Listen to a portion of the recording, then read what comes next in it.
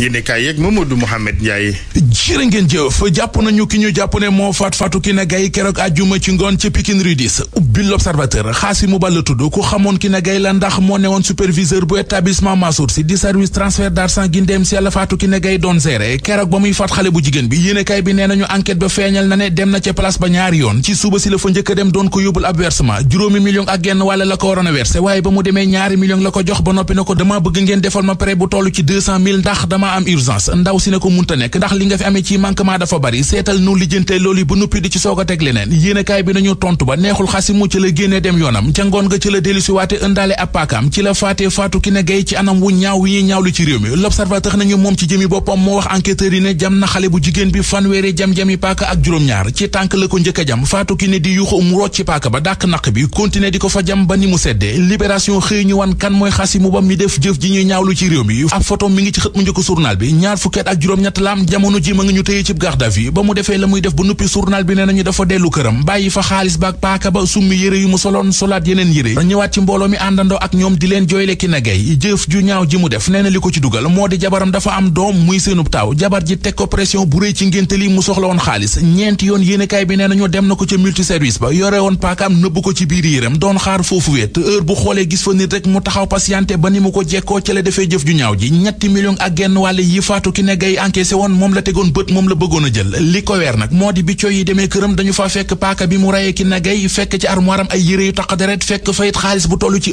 $1,900,000 nee na leen li des ci xaalis bi jabar ji la ko jox ngir mu jënd ci ay yére solu ci ngénte li togg ci it añu ngénte li ñu naan bi muy rey faatu Kiné Gaye faatu Kiné dafa ëmboon Libération nee nañu loolee amul amoon na jëkkër daal waaye jotu woon a ëmb mi ngi doon faju nag doon traité wu ngir mën a am doom La Tribune nañu li ñu naan ni da ko rendi loolee amul Vox Populi nañu ci digg ngénte li fa la ko takk der yi fekk jàpp ko yóbbu bés bi le jour di ñu wax li ko rey ba mu dee moom Xaasimu Ba mi rey faatu Kiné Gaye ñeneen ñi ñu rey ci réew mi ci anam yu doy waar yéenekaay bii di bés bi le jour nee na yamul foofee ne bokk na ci kenn ku ñu faat ca jàmm gën bokk na ci ku ñu jàmpaaka ca Wakam kooku moom laata muy faatu la xamal ñi ko waroon ki ko rey bokk na it ci Fatoumata Baldé di ndaw si faatu ca Maroc te ñu ne jëkkëram moo ko rey ndax fiirange politique gu Sénégal bu doon ak fiir la ñu ne jàpp nañu ko teg journal La Tribune bi ne coalition Yewwi Askan Wi ak waa Benno Bokk Yaakaar ñoom ñépp a defi ay njumte yu ne weng ba suñu moytuwul seen liste nationale yi du jàll ci élection législative yi Le Quotidien nañu moo taxit dakkal nañu defante bi ñu neewoon ci seen biir léegi kay ñoom ñépp seen yitte mu di Yewwi Askan Wi di Benno Bokk Yaakaar moo di nan lañu mën a def ba bokk ci wootey député yi seen yaakaar jépp nag mi ngi wékke ci juróom-ñaari juge ya ca conseil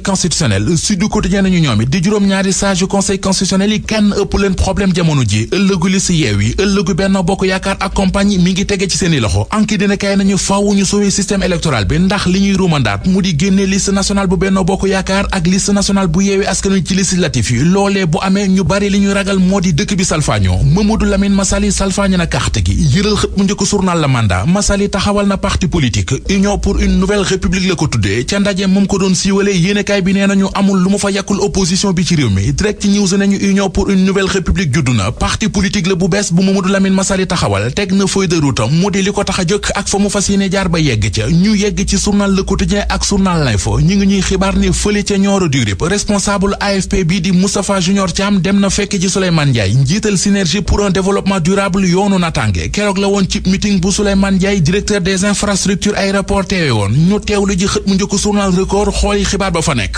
Boubacar Camara di footballkat bi ñu bëri ci Sénégal amoon yaakaar ci ne dina ñëw football ci équipe nationale bu Sénégal ca waa France mujj ko woolu ab agent moom joueur bi di Ousseymi Niakate nee nañu ci yéenekaay bi muy Aliou Cissé di fédération Sénégal bu football nañu wax sénégalais yi liy dëgg ci kaabu Boubacar Camara